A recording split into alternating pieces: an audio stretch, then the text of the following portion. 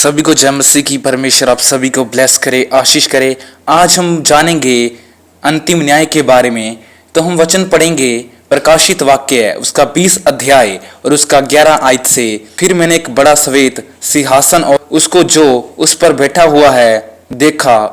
उसके सामने से पृथ्वी और आकाश भाग गए, उनके लिए जगह न मिली। फिर मैंने छोटे बड़े सब मरे हुओं को सिंहासन के सामने खड़े हुए देखा और पुस्तक खुल गई। और फिर एक और पुस्तक खोली गई, अर्थात जीवन की पुस्तक। और जैसा उन पुस्तकों में लिखा हुआ था वैसे ही उनके कामों के अनुसार मरे हुओं का न्याय किया गया। समुद्र ने उन मरे हुओं का जो उसमें थे दे दिया, और मृत्यु और अधोलोक ने उन्हें मरे हुओं को जो उनमें थे दे दिया, और उनमें से हर एक के कामों के अनुसार उनका न्याय किया। मृत्यु और अधोलोक आग की झील में डाले गए। यह आग की झील दूसरी मृत्यु है, और जिस किसी का नाम जीवन की पुस्तक में न मिला वह आग की झील में डाला गया। यहाँ पे परमेश्वर के वचन में क्या लिखा है कि एक श्वेत कपड़े पहने हुए एक सिंहासन पर बैठा है। वो कौन है? वो परमेश्वर है। हालेलुया। उसके सामने से क्या हुए? पृथ्वी और आकाश भाग गए। हालेलुया। और उनका सत्यानाश हो गया और उनके लिए जगह न मिली। आकाश और पृथ्वी भी भाग गई। उसका 12 आयत में लिखा है, फिर मैंने छोटे बड़े सब मरे हुओं को सिंहासन के सामने खड़े हुए देखा। हालेलुया। जितने लोग मर चुके हैं वो भी सिंहासन के सामने खड़े थे, अर्थात जितने पहले लोग मर चुके थे वो भी जिंदा हो गए। हालेलुया। और वो क्या कर रहे थे? सिंहासन के सामने खड़े थे। हालेलुया। और एक पुस्तक खुली। वो कौन सी पुस्तक थी? उसका नाम है जीवन की पुस्तक। हालेलुया। आगे लिखा है, और जैसा उन पुस्तकों में लिखा हुआ था वैसे ही उनके कामों के अनुसार मरे हुओं का न्याय किया गया। हालेलुया। जो मर गए थे उनके कामों के अनुसार न्याय हो गया था। और समुद्र ने उन मरे हुओं को जो उसमें थे दे दिया, और जो समुद्र में मरे थे वो भी वापिस आ गए। हालेलुया। और मृत्यु और अधोलोक ने उन्हें मरे हुओं को जो उनमें थे दे दिया, और उनमें हर एक के कामों के अनुसार उनका न्याय किया गया। हालेलुया।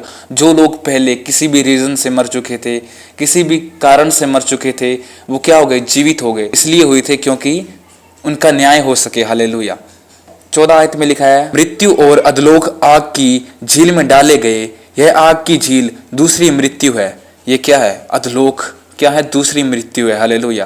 पहली मृत्यु तो एक शारीरिक तौर पर होती है, पर जो ये मृत्यु होती है वो पीड़ा की मृत्यु, आग की मृत्यु होती है। आगे लिखा, जिस किसी का नाम जीवन की पुस्तक में लिखा हुआ न मिला वह आग की झील में डाला गया। जिनका नाम जीवन की पुस्तक में नहीं है वो आग में डाले गए, और जो कि दूसरी मृत्यु है, जो कि दूसरी मृत्यु में चले गए। बट क्यों हुआ? क्योंकि उनके कामों के अनुसार हुआ। उन्होंने बुरे काम किए तो उनको उनका फल मिल गया। पर कौन बचाए जाएंगे? पर वो बचाए जाएंगे जो अच्छे काम कर रहे हैं। हालेलुया। जो परमेश्वर की महिमा कर रहे हैं, उसकी तारीफ कर रहे हैं। हालेलुया। पहला पतरस उसका 4 अध्याय और उसका 1 आयत में लिखा है, इसलिए जब कि मसीह ने शरीर में होकर दुख उठाया तो तुम भी उसी मनसा को हथियार के समान धारण करो, क्योंकि जिसने शरीर में दुख उठाया वह पाप से छूट गया। हालेलुया। अगर आप चाहते हैं कि हमारा नाम भी जीवन की पुस्तक में आए तो हमें क्या करना होगा? उसके पीछे चलना होगा। हालेलुया। पहला आयत में लिखा है कि शरीर में होकर उसने दुख उठाया। प्रभु ने क्या किया? शरीर में होकर दुख उठाया। जो प्रभु यीशु की मनसा थी उसी मनसा को हथियार के समान धारण करो, परमेश्वर कह रहा है। हालेलुया। और आगे लिखा, क्योंकि जिसने शरीर में दुख उठाया है वह पाप से छूट गया। हालेलुया।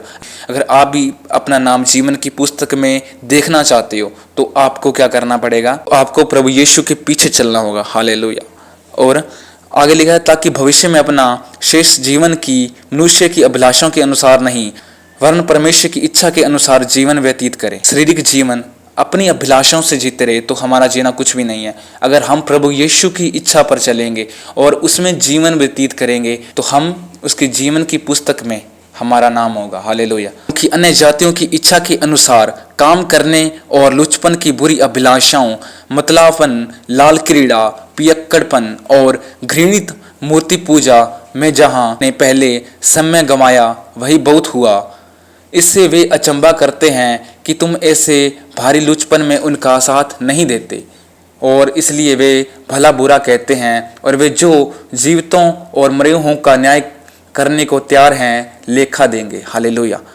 हर एक व्यक्ति को अपना लेखा देना है। कोई व्यक्ति कहे कि मैं लेखे से बच जाऊंगा तो ऐसा बिल्कुल भी नहीं है।